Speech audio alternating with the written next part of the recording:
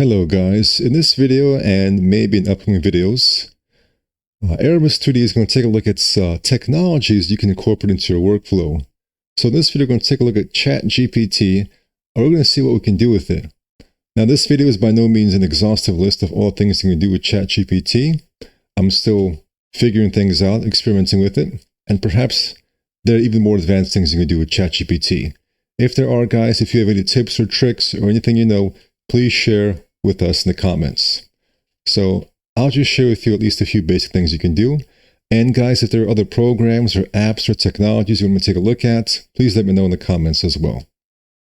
So on ChatGPT, I do have the, I guess the pro version, the $20 a month version. And so I've got this new project, animation project, 3D food textures request. And this is ChatGPT automatically creating the titles for this. So I told it, I have untextured 3D models of bread slices, tomato slices, cheese slices, and so on. And I would like you to provide flat textures that I can apply to the 3D models to quickly texture them. ChatGPT responds, great. I can generate flat, tileable textures for each of the food items that you can apply directly to your 3D models. So it needs you to confirm three things: texture size, texture style, and then UV mapping constraints, file format.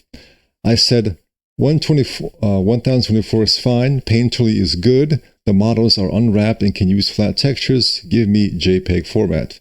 It gave me, piece of bread, kind of a stylized, painted piece of bread to get that kind of more stylized effect. Now, obviously, if you want to create photorealistic things and the top quality, this whole video, this whole workflow may not be for you, but I still think we can use ChatGPT to help us out. So then it kind of got stuck and gave me nothing else. Sometimes, guys, with these AI programs, you have to kind of like, budge them, nudge them a little bit, make them continue. So I just said, you can put all the other ingredients on a single 2048 by 2048 texture sheet. And then it went ahead and gave me tomatoes, onions, carrots, grapes, celery, and cheese. And by the way, guys, I do have videos on how you can actually, I made videos previously on how you can actually take these 2D textures and make 3D models out of this. I went ahead and made this bread model, made this sandwich model using that. So go ahead and check out those videos. You'll find them in the last 20 seconds of this video. So then I said, give me a single 2048 by 2048 flat texture of different parts of an air conditioner unit that I can apply to a 3D model. Style, realistic.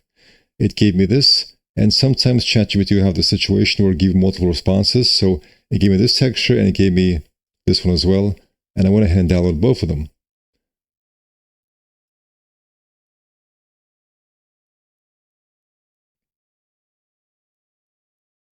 Then I said, give me a single 2048 by 2048 flat texture of different parts of a go-kart that I can apply to a 3D model.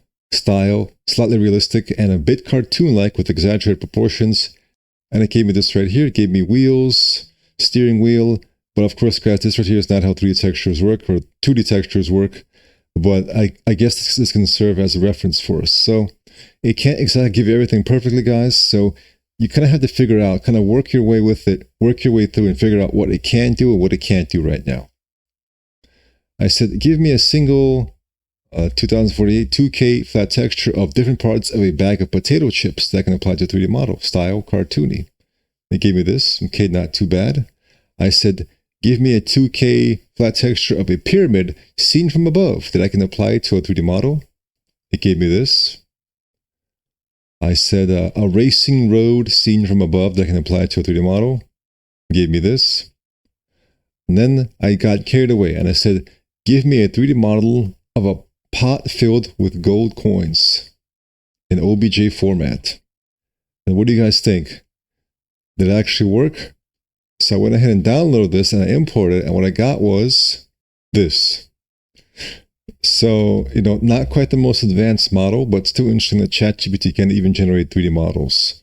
So it looks like it did some basic operations, guys. It took a sphere, cut it, made some cylinders, kind of arranged them here. Not very usable, but it's progress, guys. It's progress. We can only see how far ChatGPT can help us model and do other things for us. And they said, Okay, give me a texture 3D model of a cartoon sandwich in OBJ format and a texture in JPEG format. And it gave me this. Once again, guys, it's funny. It's funny, but it's impressive how its logic works. Where it realizes, okay, there's 2 pieces of sandwich bread, there is a tomato, and there's maybe a piece of cheese and maybe a slice of ham. I then, however, did not work. There were no UV coordinates. It says, let me know if you like to a version with UV mapping applied, or individual layers as separate materials. I said, yes, give me a version with UV mapping. It gave me another OBJ file, but that one had no mapping. I checked using unwrap POW. So maybe it can't quite do unwrapping yet, or maybe you gotta do a different prompt. So maybe there's some prompt experimentation to check out. I said, please give me a tiling 1K gold coin texture. Give me 2 JPEG files, diffuse and displacement. Now, guys, unfortunately, it didn't really give me what I wanted here. This is a diffuse texture, and this is displacement. As you can see, there are several problems here. Number one, it's not really tiling the way we expect it. We expect it to tile, with like tile seamlessly, but here just kind of like lumps. I mean, I guess technically it does tile because it doesn't really try and like integrate, half a coin into the wall, into the side, but it's not really a true tiling texture like what we'd expect. And it doesn't really look like gold coins as much as it looks like just circles. And of course, the displacement texture does not match the diffuse anyway. This, by the way, is a sandwich texture it gave me. As you can see, guys, it can't quite give you the full set of textures. All right, guys, so let's see how we can at least use the 2D textures it gave us. The pyramid, it's more simple. I'm going to apply the poly. I'm going to go ahead and cut diagonally with a vertex snap on.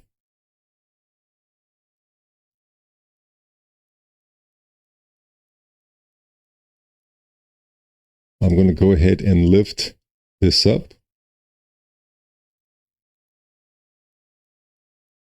I'll go ahead and chamfer it.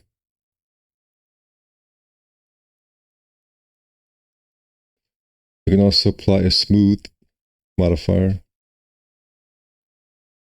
And there we go, guys. I mean, I got a basic little cartoon pyramid. For the road, I will activate vertex snap. And I will hold down shift and I will create multiple copies.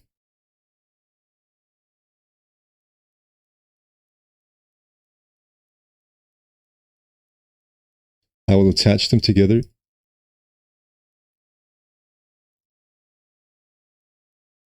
Weld them. And we can now do things like apply the bend modifier, or guys can go ahead and use, create a basic road with this.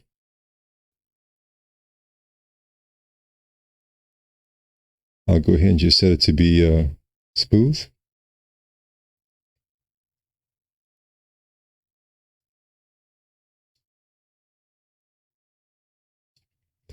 And now I can use path deform on this.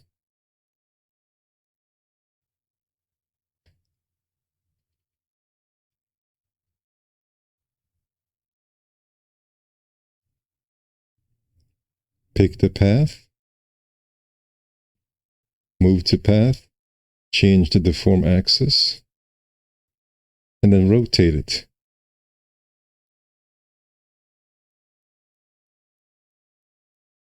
And of course, turbo smooth. Just like that, guys. I mean, you can use this to create environments and levels and things like that and roads. That's how you can use this kind of texture. Next, we have this air conditioner. And I'll just give you some basic, obviously, guys, there's a lot of things you can do with this. I'll just give you some basic kind of tips and pointers. What I could do is insert a loop through here and through there and move this back.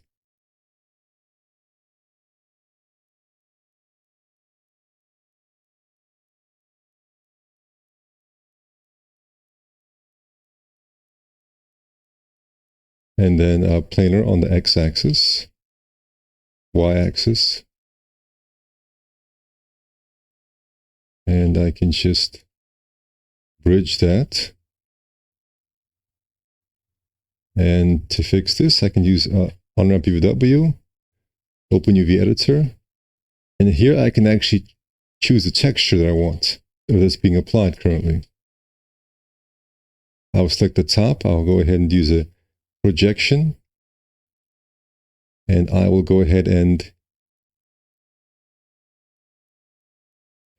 scale it.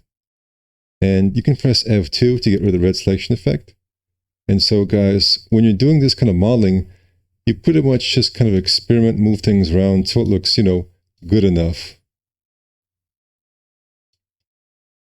Of course, guys, this is not meant to be like a super high quality close-up asset, but you can still do some interesting things with it. Once again, I can chamfer.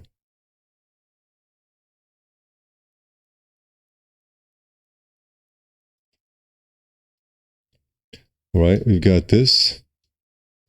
I mean, it doesn't look horrible. It actually, from this distance, it's actually a nice workable asset.